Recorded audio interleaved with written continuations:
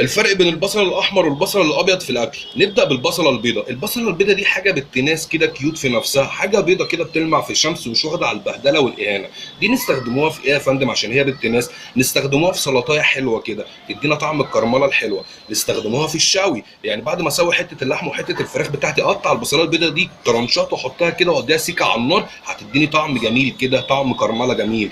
في الميه بتاعت الرز مثلا اقطعها لها 4 صباع في الميه، هتديني تيست روعه. فاي تتبيله عايزه فيها بصل حط البصل الابيض عشان طعمه مكرمل. غير كده لو استخدمت البصله البيضه دي في النار، يعني قدحتيها في زيت او في سمنه، هتديكي المراره وهتزعل منك قوي، مش هتكلمك وهتخصمك خالص، عشان دي ما بتحطش في النار عشان مش هتستوي في النار، ولو استوت بتديني طعم الحرقنه بتاعت البصل وطعم المراره. يا رب اكون فدتكم، والفيديو الجاي اوصف لكم البصل الاحمر بنعمله فيه ايه.